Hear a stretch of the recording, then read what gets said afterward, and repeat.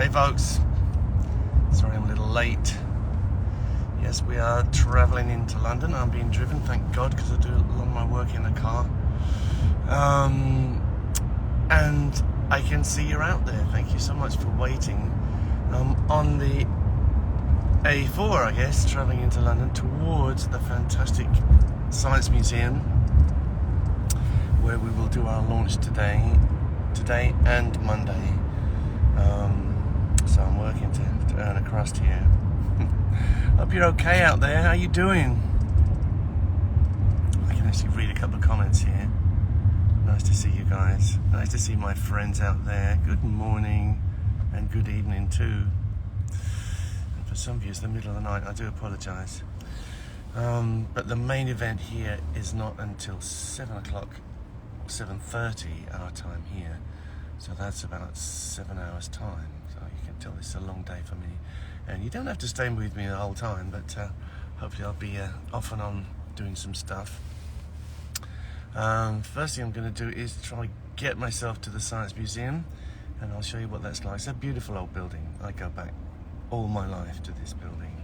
I used to go up there as a kid and be enthralled by the dinosaurs and the poor old dodo, which I'm going to talk about this evening, I think, because we're going to talk about life on Earth. And of course there was this big room with rows and rows of glass cases with rocks in them, which looked pretty uninviting, I gotta say. But they were meteorites, and that was the only way we had any way of knowing what things were like out there in space. Now we can send probes out there. Men have actually been out there, but mostly now, well, all the time now, it's unmanned spacecraft that are out there. But of course they send back the most amazing data. And I've been working for more than 2 years now on the data that's been coming back from the OSIRIS-REx spacecraft. This is really a space story. You can also tell I don't know what I'm blooming selling these days.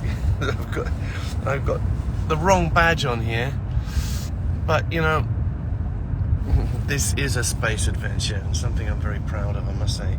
And when you spend this much time looking at pictures of an object like this, half a kilometre across and basically a rubble pile, you get to feel like you know it. You get to feel like you are actually walking on it. It's a bit like my dear friend and surrogate uncle Patrick Moore. If you asked him about the moon, he wouldn't be speaking like a school teacher about it. He would be speaking as if he was actually there. He'd say, well, if you go towards this crater Aristarchus and turn right, you'll get to the mountain range. You know, he was there. And you don't see that much these days in astronomers, but you do see it in my dear friends now. Dante Lauretta, Professor Dante Lauretta, has been the instigator of this mission for many years, even before the launch, which was actually 7 years ago. It's a long time to wait for your results, but we have all the pictures back now, and we're waiting for the actual sample to arrive back. All of this I'm going to speak about tonight, and so will Dante, and so will Sarah at the Science Museum. We're all getting our presentations together nervously because we don't want to let you guys down, but I think it's going to be fun.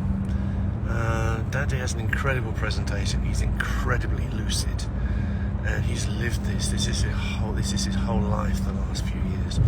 And for me, it's been a big part of my life too. So most of my presentation is in stereo.